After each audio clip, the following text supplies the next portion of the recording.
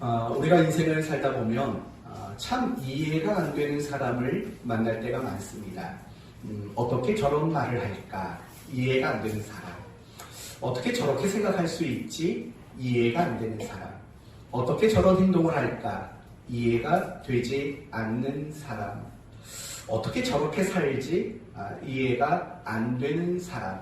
정말 다양한 모습의 다양한 부류의 이해가 되지 않는 사람들이 있습니다. 그리고 그런 사람들을 우리는 매일매일마다 만나며 삽니다. 제가 오늘 말씀을 준비하면서 제 스스로 한번 점검해 봤습니다. 과연 나는 하루를 살면서 누군가를 보면서 참 왜 저렇게 살까? 이해가 안 되는 사람을 몇 명이나 만날까? 제가 직접 점검을 해봤습니다. 제가 지난 수요일에 잠깐 서울에 외출할 일이 있어서 하루를 보냈습니다. 그 하루를 살면서 제가 만났던 이해 안 되는 사람은 최소 7명이었습니다. 최소 7명. 최소 7명이에요. 최소 7명. 제가 그거를 하루 종일 기억했어요. 나도 모르게 예를 들면 운전할 때죠. 좌회전 신호가 1, 2차로인 경우가 있었어요. 제가 2차로에 있었고 또 한 차가 1차로에 있었다고요. 좌회전을 하면 1차로에 있던 차는 1차로로 좌회전을 들어가야 돼요. 근데 2차로로 들어오는 거예요. 그러더니 저한테 빵빵 누르면서 막 뭐라고 하는 거예요. 그래서 속으로 저 양반 왜 저래? 그러고 나니까 오늘 설교가 생각이 난 거예요. 그래서 그러면 오늘 하루를 내가 이해가 안 되는 사람을 몇 번쯤 만나는가 한번 헤아려보자 해서 하루를 헤아렸더니 최소 7명 이상의 이해가 되지 않는 사람들을 만났습니다. 물론 저의 경우에는 모르는 사람, 나와 관계없는 사람들 중에서 이해 안 되는 사람을 만난 경우입니다. 하지만 조금만 생각해보면 이해가 안 되는 사람은 멀리에 있는 사람들만은 아닙니다. 사실은 가까이에 있는 사람들도 참 이해가 안 될 때 있습니다. 남편이 이해가 안 되고 아내가 이해가 안 되고 그렇죠? 네. 꼭 이렇게 물어보면 자기 부인, 자기 남편을 쳐다본다고요. 부모가 이해가 안 되고 자식이 이해가 안 되는 경우가 있어요. 직장 동료가 이해가 안 되는 경우가 있어요. 그리고 심지어는 이 교회 공동체 안에서도 누군가를 바라보면서 정말 이해할 수 없다고 생각되는 그런 분들도 우리 가까이에는 있습니다. 성도 여러분, 저는 여러분에게 권면하고 싶습니다. 여러분이 이해 안 되는 사람들을 볼 때마다 이해해 주려고 노력하는 좀 마음이 따뜻하고 마음이 넓은 사람이 됐으면 좋겠습니다. 그게 그리스도인이거든요. 그래서 순간순간 왜 저러지? 라는 생각이 들 수도 있지만 아마 이래서 이랬겠지라고 넓고 따뜻한 마음으로 이해할 수 있는 우리 성도들이 되었으면 좋겠습니다. 그런데요, 이해가 안 되는 건 사실은 사람에게만 해당되는 건 아닌 것 같아요. 때로는 우리가 신앙생활을 하는 가운데 하나님도 이해 안 되고 하나님이 하시는 일들도 이해가 되지 않는 사실 그런 순간들이 많습니다. 예를 들면 이런 경우죠. 의인들은 고난을 당하는데 악인들은 형통하며 살아가는 모습 보면 하나님이 이해가 되질 않습니다.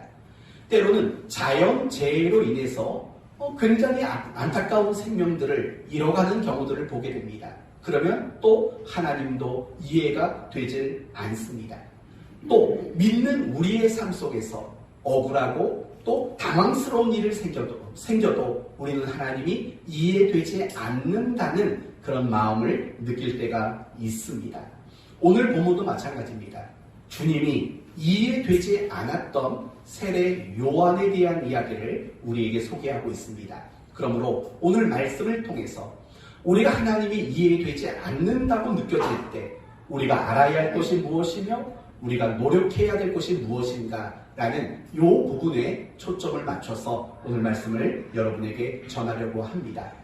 오늘 본문의 배경은 세례 요한이 감옥에 갇혔을 때 있었던 일을 소개하고 있습니다.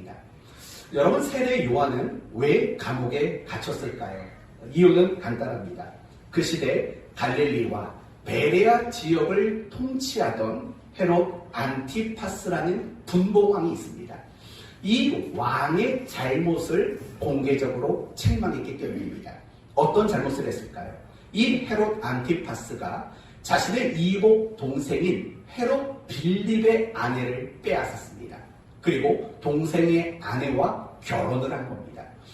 이런 잘못을 세례 요한이 공식적으로 공개적으로 책망을 한 겁니다. 그래서 이 헤롯 안티파스가 화가 나서 세례 요한을 감옥에 가둔 겁니다. 오늘 본문은 거기서부터 시작이 되는 겁니다. 지금 세례 요한은 감옥에 갇혀 있는 상황입니다. 그때 18절 말씀을 보니까 요한의 제자들이 이 모든 일을 그에게 알게 했다고 말합니다. 무슨 말이냐면 세례 요한의 제자들이 감옥에 갇힌 요한을 찾아가서 예수님이 행하시는 일들을 전해줬다는 겁니다. 그럼 어떤 일을 전했겠습니까? 우리가 지난 2시간 살펴봤던 내용이 뭐죠? 백부장이 하인의 종의 병을 고쳐주신 사건. 또 하나는 나인성 과부의 아들, 죽었던 아들을 살리신 사건을 전해줬다는 거예요. 더 넓게 말한다면 예수님께서 많은 병든 자들을 고치셨다는 이야기. 또 예수님께서 귀신 들린 자들에게서 귀신을 쫓아주셨다라는 이야기. 그리고 더 나아가서 원수까지 사랑하라고 가르쳐 주신 이야기. 이처럼 예수님이 자비와 긍휼로 사역하고 있다라는 이야기를 세례 요한의 제자들이 세례 요한에게 찾아가서 그 이야기를 전달해 준 겁니다. 그랬더니 19절 말씀을 보면 요한이 뜻밖의 반응을 나타냅니다. 19절. 요한이 그 제자 중 둘을 불러 주께 보내어 이르되, 그러니까 예수님께 2명의 제자들을 보냈다는 겁니다. 그리고 질문을 하라고 했다는 겁니다. 뭐라고 질문합니까? 오실 그이가 당신이오니까. 우리가 다른 일을 기다리오니 그냥 기다립니까 맙니까 하면 되는데 이게 기다리오니까.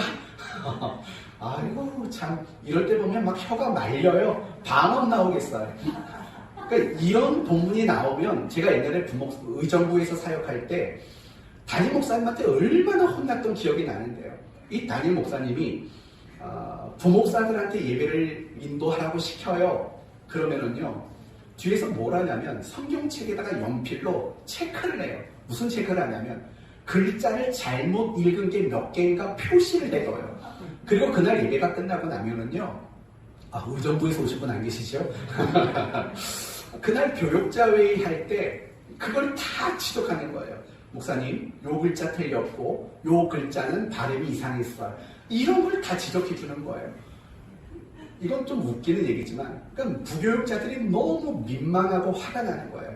그러니까 어느 날 이거는 제가 없었을 때 얘기인데 어떤 한 부목사님이 교육자 회의를 할 때 담임 목사님이 틀린 것도 막 지적하니까 목사님 설교할 때 엉뚱한 사람 이름 말했다고 그러니까 아브라함을 얘기해야겠는데 이삭을 얘기했다고 그걸 부목사가 지적을 했어요. 그러니까 목사님도 할 말이 없어서 얼굴이 빨개지고 말았던 기억이 나는데 아무튼 이 세례 요한이 2명의 제자를 보내가지고 뭘 물어보냐면 당신이 오실 그분입니까? 아니면 다른 사람을 기다려야 됩니까? 라고 묻는 거예요. 여기서 말하는 오실 이라는 건 이런 뜻이에요. 신성과 인성을 육체 안에 가지신 분이라는 뜻인 거예요. 인성과 신성을 육체 안에 가지신 분. 이걸 우리가 잘 아는 대로 표현을 하면 메시아 또는 그리스도라는 의미인 거예요. 그러니까 지금 세례 요한은 제자들을 보내서 뭘 물어보냐면 예수님, 당신이 메시아가 맞습니까? 당신이 그리스도가 맞습니까? 라고 물으라고 시킨 거예요. 여러분, 이 부분이 사실은 굉장히 중요한 거예요. 왜 중요하냐면 지금 세례 요한은요 예수님이 메시아 또는 그리스도가 아닐지도 모른다라는 의구심을 가지고 있었기 때문이라는 거예요. 사실은 이 말이 굉장히 충격적인 거예요.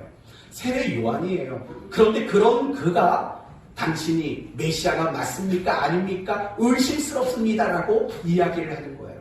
여기서 말하는 의구심이라는 것은 더 많이 알고 더 확신하기를 원하는 긍정적인 의구심이 아니었다고요. 부정적인 의구심이에요. 그래서 여러분 23절 뭐라고 말하냐면 누구든지 나로 말미암아 실족하지 아니하는 자.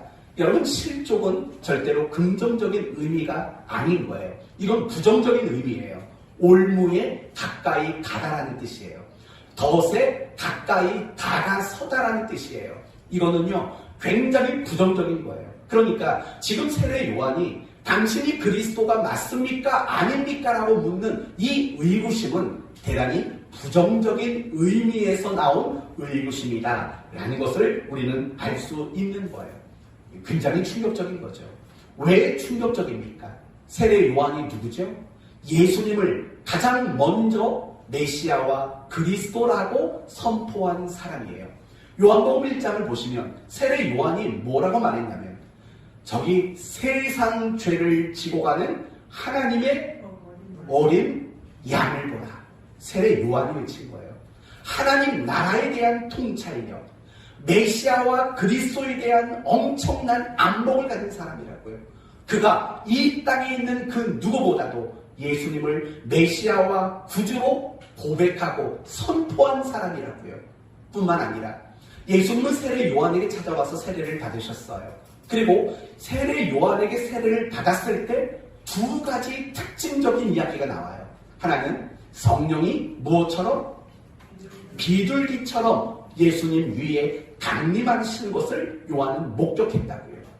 이런 시각적인 특징만 있었던 게 아니라 청각적인 특징도 있었다고요. 무슨 소리를 들었을까요? 세례 요한이 이는 내 사랑하는 자요 내 기뻐하는 자로다. 이 하나님의 음성, 그 하나님의 음성도 역시 들었던 사람이 세례 요한이라는 거예요. 그럼에도 불구하고 그런 세례 요한이 당신이 메시아가 맞습니까? 당신이 그리스도가 맞습니까? 아니면 아니라고 말하십시오. 다른 사람을 기다리라면 다른 사람을 기다리라고 말해 주십시오. 라고 제자를 불러 그와 같은 질문을 하고 있다라는 겁니다. 그렇다면 다음으로 생각할 것은 이겁니다. 도대체 왜 세례 요한이 예수님께 대한 그런 의구심을 가지게 된 이유가 뭘까를 생각해 봐야 됩니다. 뭐라고 생각하십니까? 그토록 예수님을 메시아라고 첫 번째 선포했던 사람, 눈으로 성령이 강림하는 걸 받고 이는 내 사랑하는 아들이요 내 기뻐하는 자로다 라는 음성까지 들었던 세례 요한, 이건 하나님이 메시아다 그리스도라고 선언해 주는 소리를 들은 거잖아요. 그런데도 불구하고 당신이 오실 그이십니까? 아닙니까? 라는 의구심을 가진 이유는 과연 뭘까요? 두 가지 이유가 있습니다. 첫째는 지금 이 시점은 예수님이 공생애를 시작하신 지 1년 남짓 지났을 시점입니다. 그러니까 자신에게 세례를 받고 하나님의 음성이 들렸던 그 시간으로부터 최소 1년 정도 지난 시점이라는 거예요. 그런데도 불구하고 예수님은 자기 자신이 메시아고 그리스도라는 것을 사람들에게 나타내지를 않으셨어요. 단 한 번도 자신이 메시아라고 자신이 그리스도라고 공개적으로 선언하신 적이 단 한 번도 없었다는 거예요. 그러니까 세례 요한의 입장에서는 참 이해가 되지 않는 거예요. 아니 메시아로 왔고 그리스도로 왔는데 왜 1년 넘도록 자기가 메시아요 그리스도라는 사실을 왜 자기 입으로 말하지 않으실까라는 것이 너무나도 이상했다라는 거예요. 그리고 또 한 가지 이유가 있어요. 여러분 세례 요한이 감옥 안에서 제자들이 했던 이야기를 들었는데 어떤 얘기를 들었습니까? 예수님이 백부장 하인의 종의 병을 고쳤다. 죽은 나인성 과부의 아들을 살렸다. 원수를 사랑하라 라고 말하는, 한마디로 말하면 예수님의 사역을 한마디로 뭐라고 정의할 수 있냐면 자비와 긍휼을 베푸시는 사역이라고 정의되는 그 이야기를 전해 들은 거예요. 바로 그 말 때문이에요. 예수님이 자비와 긍휼과 사랑을 나타내고 있습니다. 이 소문을 듣고 나니까 세례 요한은 예수님은 메시아가 아닐 수도 있겠다라는 의구심을 갖게 되었다라는 거예요. 여러분은 이해가 안 될 거예요. 아니, 예수님이 자비와 긍휼과 사랑을 나타내는 사역을 했는데 그게 왜 의심스러울까라는 생각을 가질 수 있어요. 하지만 그렇지 않아요. 왜냐하면 세례 요한이 가지고 있었던 메시아, 그리스도라는 가치관은 어디에 있었냐? 바로 온 땅의 사람들을 심판을 시행하시는 사역을 하실 거라는 그런 생각을 가지고 있었기 때문이라는 거예요. 누가복음 3장으로 한번 넘어가 보시겠어요? 누가복음 3장 16절 17절이에요. 누가복음 3장 16절 17절 16절 끝에 쪽부터 보세요.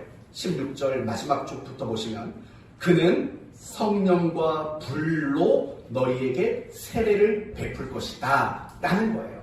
무엇과 무엇으로요? 성령과 불이에요. 불. 그런데 이 불이 어떤 식으로 표현되느냐? 17절 손에 키를 들고 자기의 타작 마당으로 정하게 하사 알곡은 모아 곳간에 들이고, 여기서부터 중요해요. 쭉정이는 꺼지지 않는 불에 태우시리라 라고 말을 해요. 여러분, 이거는 세례 요한이 예수님을 소개하는 내용인 거예요. 그러니까 무슨 말인 거 아니? 세례 요한이 가지고 있었던 메시아와 그리스도는 어떤 일을 하는 사람이냐? 한마디로 말하면 심판을 시행하는 사람, 악한 자들, 쭉정이 같은 사람들, 하나님을 반대하는 사람들, 순종하지 않는 사람들, 그들에게 심판을 시행하는 그 일을 하시는 분이시다라는 그런 사고방식을 요한은 가지고 있었다라는 거예요. 그런데 예수님에 대한 소문이 어떻게 들려오냐면 심판에 대한 이야기는 하나도 없고 오직 어떤 사역을 하신다고요? 자비와 긍휼과 사랑으로 정의되는 그런 식의 사역을 하고 있다라는 이야기를 들으니까 세례 요한은 의구심이 드는 거예요. 아, 예수님이 내가 메시아라고 외쳤던 저분이 어쩌면 메시아가 아닐 수도 있겠다라는 그런 식의 의구심을 그는 가지게 되었다라는 거예요.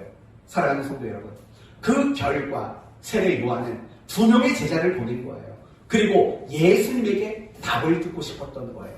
아니, 어쩌면 예수님에게 답을 듣고 싶었기보다는 예수님에게 해명을 듣고 싶었던 그런 마음을 가지고 있었던 것 같습니다. 그러므로 오늘 본문이 소개하고 있는 세례 요한, 그는 어떤 사람입니까? 예수님을 메시아로 이해할 수 없는 사람이었던 거예요. 예수님이 하시는 그 일이 하나도 이해할 수 없는 일만 하시는 분으로밖에는 지금 여겨지지 않고 있다라는 거예요. 사랑하는 성도 여러분, 바로 이 부분을 오늘 설교의 초점으로 삼고 나누려고 하는 거예요. 세례 요한은 이해할 수 없었어요. 예수님을 이해할 수 없었어요. 예수님이 하시는 그 일들을 하나도 이해할 수 없었어요. 그런데 우리가 성경을 보다 보면 하나님을 이해할 수 없고 하나님이 하시는 일들을 이해할 수 없는 사람들의 이야기가 얼마나 많은지 몰라요. 예를 들면 아브라함이죠. 하나님은 아브라함에게 100세의 아들을 주셨어요. 그런데 뜬금없이 어느 날 뭐라고 말하냐면 그 아들을 내게 번제로 바치라고 말해요. 여러분, 아브라함이 그런 하나님을 과연 어떻게 이해할 수 있겠습니까? 다윗을 생각해 보세요. 사무엘을 통해서 기름 부음을 받았어요. 왕이 될 것이라고 축복을 받았다고요. 그러나 그런 약속과 축복을 받은 다윗이 겪었던 일들은 뭐냐면 그 날부터 10수년간 사울 왕에게 죽을 고비를 맞는 정말 인생의 고달픈 순간들을 10수년을 겪게 되는 일들을 그는 당하게 되었다고요. 다윗이 그 일을 어떻게 이해할 수 있었겠어요? 여러분, 예수님의 육신의 아버지는 누구죠? 요셉이라는 사람이에요. 이 요셉은 마리아와 약혼을 했다고요. 이제 결혼식을 코앞에 두고 있어요. 그런데 하나님이 이 마리아를 임신시켰대요. 과연 요셉의 입장에서는 하나님이 하시는 그 일들이 과연 이해가 될 수 있었겠습니까? 예수님의 제자들도 마찬가지예요. 어느 날 예수님이 제자들에게 이렇게 물어봐요. 너희는 나를 누구라 하느냐? 누구라고 생각하느냐? 마태복음 16장의 이야기입니다. 그때 제자들은 뭐라고 말하냐면 주는 그리스도시요 살아계신 하나님의 아들입니다 라고 고백을 해요. 신앙 고백을 한다고요. 그때 예수님은 비로소 이런 말을 해요. 내가 예루살렘에 올라가서 죽임을 당하게 될 것이다 라고 이야기를 해요. 그리고 이 말을 듣자마자 베드로는 뭐라고 말하냐면 베드로가 예수를 붙들고 항변하여 이르되 주여 그리 마옵소서 이 일이 결코 죽게 미치지 아니하리이다. 그리 마옵소서라고 말한다고요. 이해가 됐다는 거예요? 안 된다는 거예요?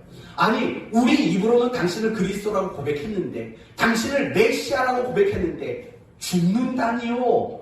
말도 안 되는 소리 하지 마십시오. 왜 자꾸 이해가 안 되는 행동을 하려고 합니까? 제자들은 그렇게 말하고 있다라는 거예요. 여러분 또 하나의 경험을 생각해 봅시다. 다윗과 솔로몬 시대에 찬양 리더 역할을 맡았던 사람이 아삽이라는 사람이에요. 아삽이라는 사람인데 시편 73편을 보면 아삽이 이런 말을 해요. 내가 어쩌면 이를 알까? 그러니까 어떻게 하면 내가 이걸 이해하고 깨달을까라는 뜻이에요. 생각한즉 그것이 내게 심한 고통이 되었나이다 라고 말을 해요. 무슨 말이냐면 이런 뜻인 거예요. 악한 자들, 오만한 자들, 그들이 막 형통하고 잘 되는 거예요.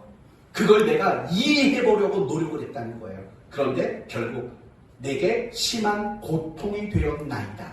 내가 이해해보려고 노력했지만 하나님 이해가 안 됩니다. 내 마음이 고통스러워 죽겠습니다 라는 결과를 얻었을 뿐이라는 거예요. 이 아삽도 하나님께 찬송하는 리더의 역할을 맡았던 사람임에도 불구하고 하나님이 도무지 이해할 수 없다라고 그렇게 이야기를 합니다. 성도 여러분, 이제 우리 얘기 한번 해봅시다. 우리는 안 그렇습니까? 우리는 하나님을 이해할 수 없었던 순간이 없었습니까? 여러분은 하나님이 하시는 일들을 보면서 이해할 수 없다고 그런 괴로운 마음을 가져본 적이 혹시 없습니까? 뜻하지 않는 어려움이 생기고 원하지 않는 사고가 일어나고 내가 신앙생활 잘해보겠다고 하는데 더 형편이 어려워져서 갈등하도록 만들고 여러분 이런 식의 모습들을 보면 사실은 우리도 마찬가지인 거예요. 도무지 하나님이 이해가 되지 않는 그런 순간들을 사실은 우리는 얼마나 많이 겪으며 그렇게 살아가고 있는지 몰라요. 저도 마찬가지예요. 저는 목사이지만 역시 저는 목회를 하고 있지만 여전히 하나님이 이해되지 않는 순간들이 사실은 너무 많아요. 너무 많다고요. 여러분 제가 가장 많이 하나님을 이해할 수 없었던 순간이 언제냐면 우리 교회가 어떤 암에 걸려서 정말 온 교회 성도들이 고쳐달라고 정말 불로 짓고 간절히 애원했는데 하나님이 암에 걸린 사람들을 다 데려갔어요. 저희 아버님을 포함해서 다 데려가셨다고요. 고쳐주신 분이 한 분도 없어요. 저는 그런 순간을 겪었을 때 정말 하나님이 이해가 안 되셨어요. 물론 다 고쳐주는 게 좀 그러면 뭐 한 명만이라도 고쳐주셨으면 좀 덜 그런 생각을 가질 텐데 하나님이 암에 걸렸을 때 우리가 얼마나 간절히 기도했는지 몰라요. 한 번도 고쳐주신 적이 없어요. 그러니까 이해가 안 되는 거예요. 아니 우리 성도들 힘들고 괴로워하는데 목사인데 그렇게 기도했는데 하나님이 빨리 어떤 해결책을 주지 않는 걸 보면 솔직히 이해가 되지 않는 이런 생각이 들더라고요. 그럼 하나님이 목회하시라고. 아니 목회하는데 좀 도와주시지는커녕 왜 그냥 그러고만 계시냐고 이런 마음이 들 때가 왜 없겠냐고요. 그런 마음이 들 때가 있어요. 여러분은 안 그러세요? 하나님이 참 이해가 안 되는 하나님 어찌 오십니까? 그런 마음 여러분은 가져보신 적 혹시 없으십니까? 분명히 지금까지 하나님을 이해할 수 없는 순간들을 겪어보셨을 거예요. 그런데 미안하지만 앞으로도 많이 겪을 거예요. 여러분의 생명이 다하는 그날까지 하나님을 이해할 수 없다고 여겨지는 순간들이 분명히 있을 거라고요. 그렇기 때문에 우리는 알아야 하죠. 뭘 알아야 될까요? 이해할 수 없는 순간, 우리가 깨달아야 되는 게 뭔가를 알아야 되고, 이해할 수 없는 그 순간을 만났을 때 우리가 노력해야 되는 게 뭔가를 우리는 알아야 하는 겁니다. 그렇다면 먼저 이 부분을 생각해 봅시다. 하나님 이해할 수 없습니다. 왜 이렇게 하십니까? 라는 생각이 들 때 우리가 알아야 되는 게 두 가지가 있어요. 첫째, 하나님이 이해가 안 되는 건 너무 당연하다라는 것을 알아야 돼요. 다시 말할게요. 하나님을 이해할 수 없는 것은 너무나도 당연한 일인 거예요. 여러분, 아무리 믿음이 좋아도 하나님을 다 이해할 수가 없어요. 그렇지 않나요? 오늘 본문의 세례 요한은 어떤 사람이라고 말씀을 드렸습니까? 처음으로 예수님을 그리스도라고 선포한 사람이에요. 눈으로 성령이 강림하는 것을 봤고 하나님의 음성 들은 사람이라고요. 그런데도 불구하고 이 세례 요한은 분명히 이해할 수 없었어요.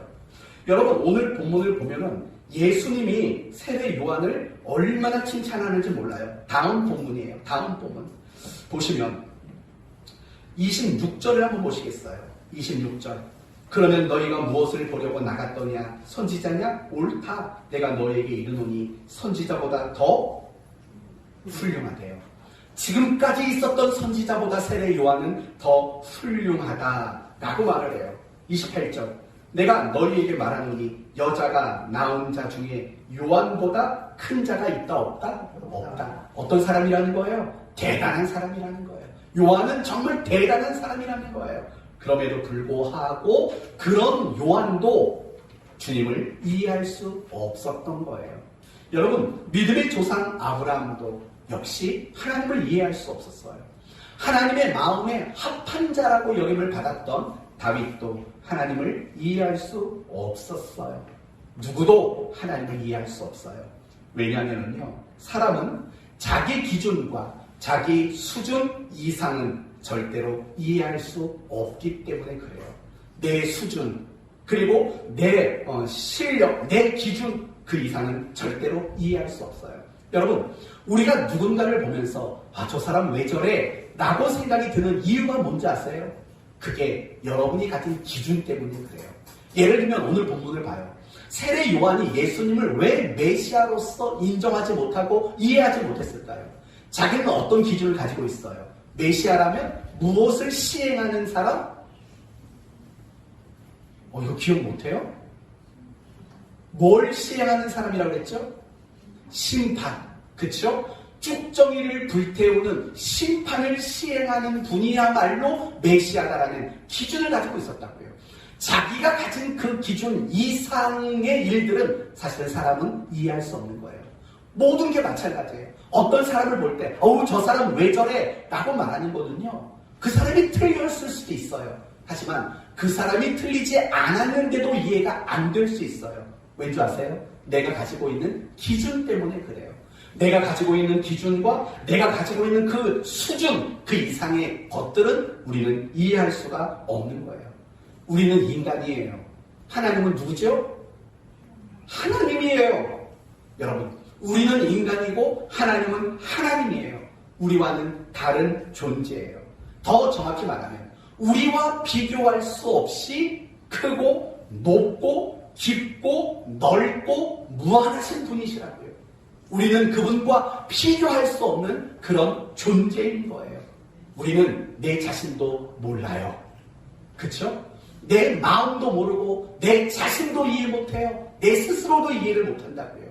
그런데 그런 우리가 나와 비교할 수 없는 그분을 이해하려고 한다면 과연 그것은 옳은 일이, 과연 그 일은 가능한 일이 될 수 있을까요? 아니라는 거예요. 아무리 믿음이 좋고 아무리 신앙이 좋고 아무리 성경을 달달달달 외우고 알아도 우리는 절대로 하나님을 이해할 수 있는 존재가 되지를 못하는 거예요. 이렇게 말해볼까요? 원숭이는 우리 인간의 DNA와 97.5% 이상 똑같아요. DNA가요. 그렇다면 원숭이는 우리 인간을 이해할까요? 절대 이해할 수 없는 것과 마찬가지라는 거예요. 절대로 우리는 하나님을 이해하는 것 그 자체가 불가능하고 또 하나님을 이해하려고 하는 것 자체가 교만이라는 사실을 우리는 잊지 말아야 합니다. 어느 날 메뚜기가 하루살이에게 이렇게 말합니다. 오늘 너무 재밌었어. 이제 내일 만나서 또 놀자. 라고 메뚜기가 하루살이에게 이야기했어요. 이 말을 들은 하루살이가 이렇게 말했어요. 내일? 내일이 뭐야? 그러니까 메뚜기가 이제 자세히 설명해 주는 거죠.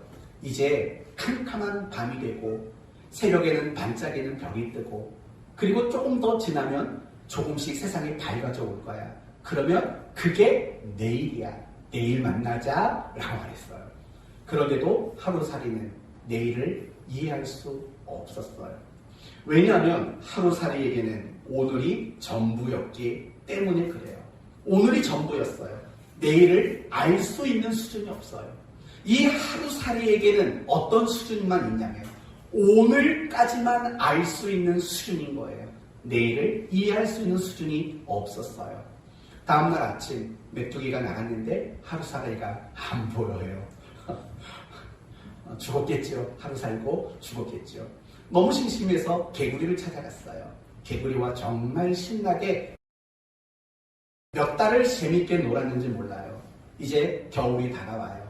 개구리가 메뚜기에게 말해요. 메뚜가 우리 내년에 만나자.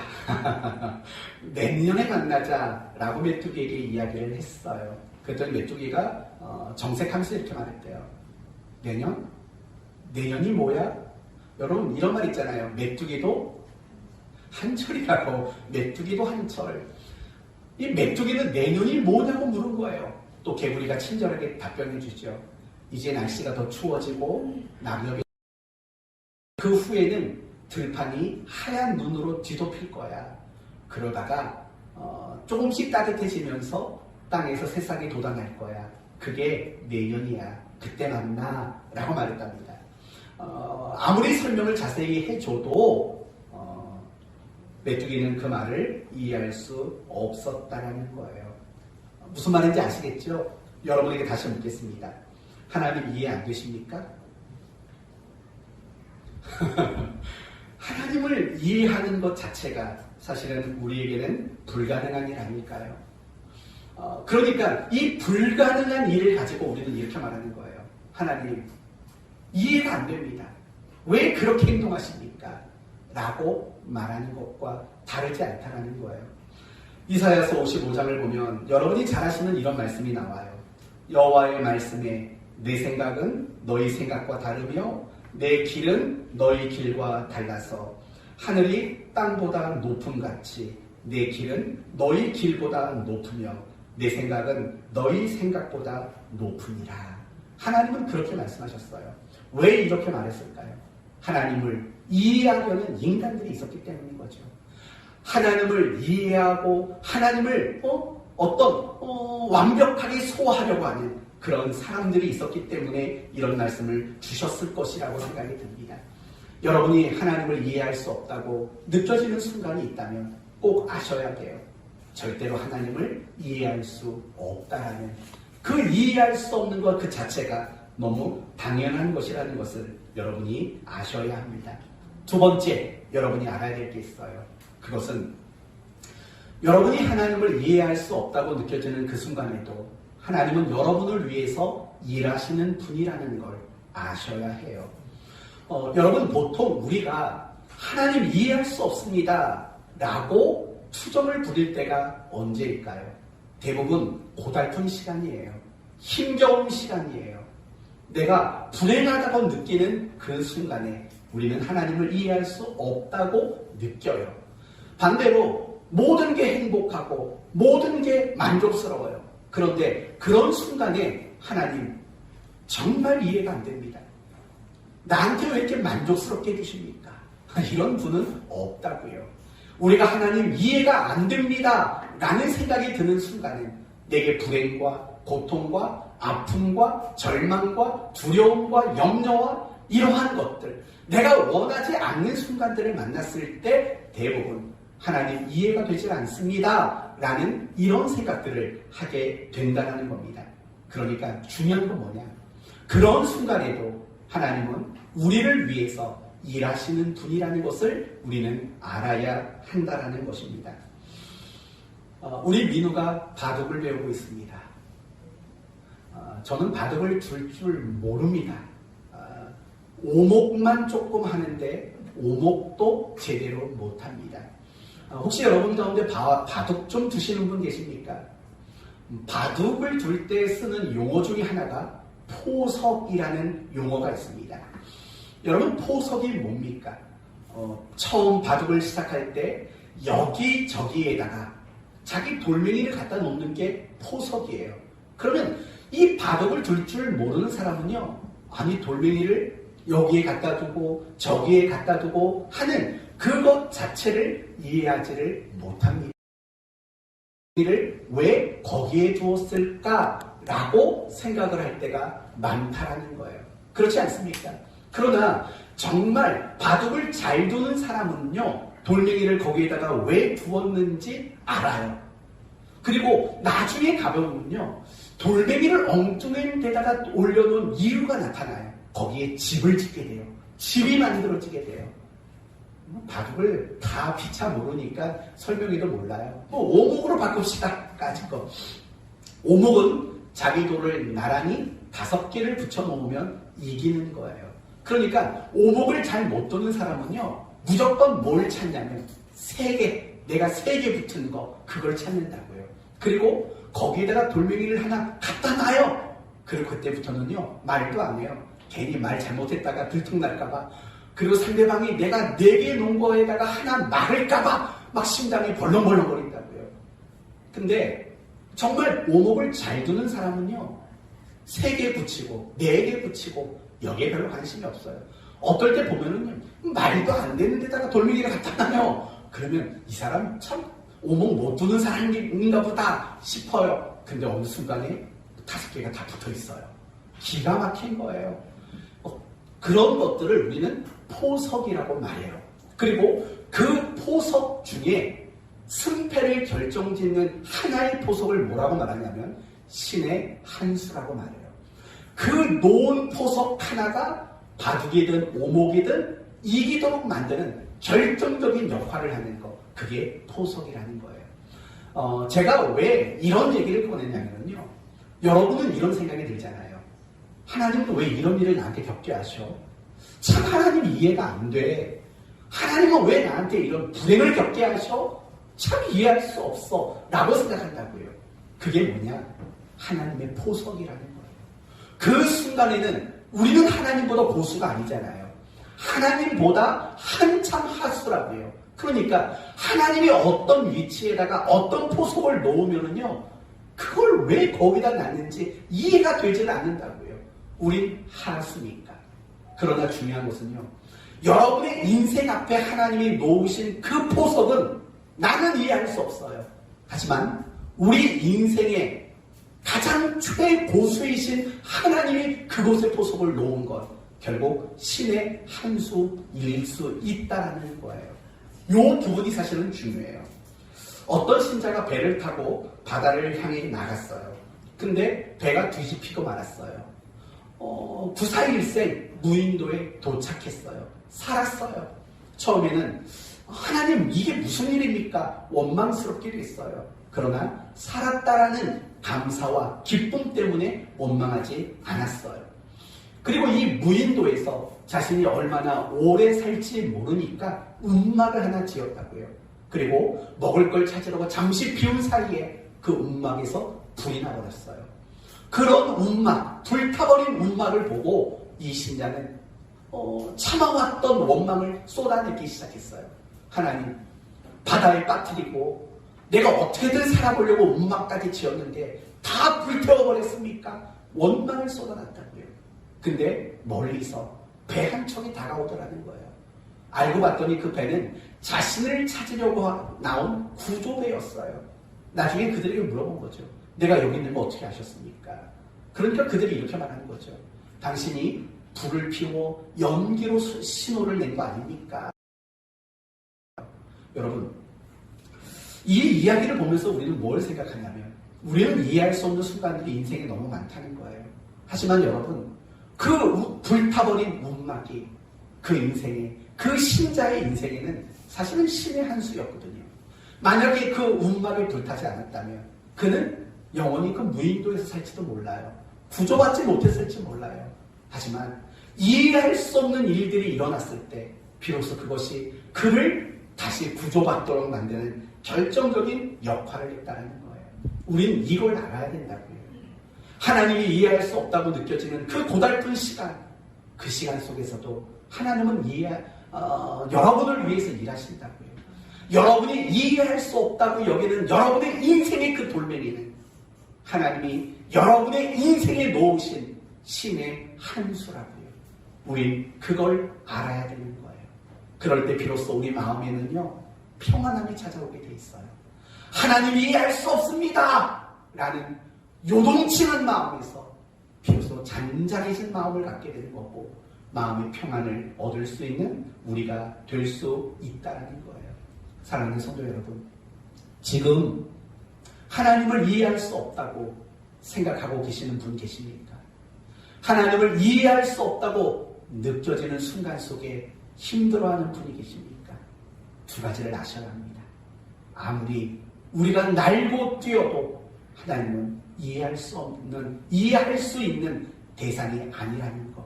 또 하나는 비록 그런 순간이라 할지라도 하나님은 내 인생에 포석을 두고 계신 순간, 내가 정말 이해하지 못하는 그 일이야말로 내 인생에 신의 한 수로 두신 순간이라는 것을 우리 모두는 잊지 말아야 합니다. 이 두 가지를 아는 여러분이 되시기를 바랍니다. 끝으로 하나님이 이해할 수 없다고 느껴지는 그 순간 우리가 해야 되는 노력은 무엇인가를 한번 생각해 봅시다. 어떤 걸 노력하면 좋을까요? 굉장히 많을 거예요. 예를 들면 원망하지 않으려고 노력해야 될 거예요. 믿음을 놓치지 않으려고 노력해야 될 거예요. 또 하나님, 이해할 수 없는 일들이 어떤 의미가 있습니까? 내게 뭘 말하려고 하십니까? 라고 기도하는 것도 놓치지 말아야 될 거예요. 그 밖에도 이해할 수 없는 이 순간이라면 여러분이 분명히 하나님께 두 손 들고 항복해야 되는 뭔가가 있다는 것도 알고 항복하려고 노력하셔야 될 거예요. 또 하나님을 더 사랑하기 위해서 노력하셔야 할 거예요. 왠지 아세요? 우리가 가만히 보면 이해할 수 없는 사람에게는 우리 마음에 공통점이 있어요. 뭐냐? 내가 사랑하지 않는 사람이에요. 그런데 반대로 내가 사랑하는 마음과 감정을 가진 사람은요, 다 이해가 된다고요. 그렇잖아요. 남들은 이해가 안 되지만 똑같은 일 하는 내 가족은 이해가 된다고요. 왜냐하면 사랑이 이해하도록 만드는 거예요. 여러분 이거 알죠? 2 더하기 2는 몰라요? 다시요. 2 더하기 2는 너무 어려운가요? 곱셈도 나눗셈도 아니었는데 2 더하기 2는 4예요. 이걸 해석하면 아시죠? 이해하면 사랑이 된다. 너무 멋진 말 아닙니까? 자꾸 그 사람을 이해하려고 하다 보면 그 사람을 사랑할 수 있게 되는 거예요. 내가 자꾸 남을 사랑하지 출처를 밝혀야죠. 이건 제 말이 아니고 한 10여 년 전에 전도사님이 금요 예배 설교할 때 했던 말입니다. 논문을 쓸 때도 출처를 안 밝히면 카피가 되잖아요. 저도 밝혔습니다. 김상일 목사님이 하셨던 말입니다. 이해하면 사랑하게 된다. 마찬가지인 것 같아요. 하나님이 자꾸 이해가 안 된다면요, 그분을 사랑하려고 노력하시는 게 필요할 것 같아요. 그런데 오늘 여러분에게 강조하고 싶은 딱 한 가지가 있어요. 여러분이 노력해야 될 거. 그건 뭐냐면 하나님이 어떤 분인가를 알아가기 위한 노력의 시간으로 삼으셔야 된다는 거예요. 여러분, 이건 오해하면 안 돼요. 제가 여러분에게 하나님을 이해하라고 말하는 게 아니에요. 하나님이 어떤 분인가를 알아가라고 말하고 있는 거고, 하나님이 어떤 분인가를 알아가는 노력을 해야 한다고 여러분에게 말씀을 드리고 있는 거예요. 오늘 본문의 세례 요한을 한번 생각해 봅시다. 세례 요한은 이해할 수 없었어요. 예수님을 이해할 수 없었다고요. 그런데 가만히 보면 예수님을 이해할 수 없었던 그 순간이 세례 요한에게 어떤 의미가 있었냐면 예수님을 알아가는 의미의 시간이었다는 거예요. 이제 예수님이 두 명의 제자들의 이야기를 듣고 답변을 주시죠. 그렇죠? 뭐라고 답변하시냐면 21절, 마침 그때에 예수께서 질병과 고통과 및 악귀 들린 자들을 많이 고치시며 또 많은 맹인들을 보게 하신지라 라고 말해요. 그러면서 22절에 예수께서 대답하여 이르시되, 예수께서 대답하여 이르시되요. 무슨 말인가 하는 이거죠. 당신이 오실 그이입니까? 아니면 다른 일을 기다려야 합니까? 라는 그 질문에 대한 대답을 하신다는 거예요. 이렇게 대답하셔요. 너희가 가서 들은 것을 요한에게 알리되, 맹인이 보며 못 걷는 사람이 걸으며 나병 환자가 깨끗함을 받으며 귀먹은 사람이 들으며 죽은 자가 살아나며 가난한 자에게 하라. 여러분, 예수님이 지금까지 해왔던 사역이에요. 자비와 긍휼과 사랑의 사역들이잖아요. 그렇죠? 근데 더 중요한 게 있어요. 지금 예수님께서 행하셨던 21절의 그 행적들, 기적들, 그리고 예수님이 말씀하셨던 22절의 이 모든 내용은 다 어느 성경에 집중되어 나오는 구절들이고 내용들이에요. 이게 어느 성경인지 아세요? 바로 이사야서예요. 이사야서에서 메시아가 하실 일은 이런 것이다라고 기록된 내용들을 요약해 놓은 게 바로 21절과 22절의 내용이라는 거예요. 그러니까 결국 무슨 말인가 하는 이거예요. 세례 요한은 메시아가 하시는 그 사역을 한 가지밖에 몰랐다는 거예요. 심판을 시행하는 사역, 이걸 하실 것이라고 밖에는 몰랐다는 거예요. 분명히 메시아는 심판을 시행하는 분이라고 선지자들은 이야기했어요. 맞아요. 하지만 이 세례 요한이 놓친 게 있어요. 그 메시아가 심판을 시행하는 사역 말고도 더 많이 하는 사역이 있다는 거예요. 그게 뭐라고요? 자비와 긍휼과 사랑을 나타내고 베푸는 사역. 이사야 선지자가 그렇게 말했지 않느냐라고 예수님이 답하고 있는 거예요. 결과적으로 이 답을 전해들은 세례 요한은 무엇을 깨닫게 되었을까요? 메시아는 심판을 시행하는 일만 하는 분이 아니라 자비와 긍휼과 사랑을 나타내시는 일도 하시는 분이시구나 라는 것을 알게 되는 사건이었다는 거예요. 그러니까 지금 세례 요한이 예수님을 이해할 수 없었어요. 그러나 결국은 예수님을 이해할 수 없는 그 순간이 예수님을 더 많이 알게 되었던 시간으로 바뀌게 되었다는 거예요. 이걸 다른 사람의 이야기로 바꿔서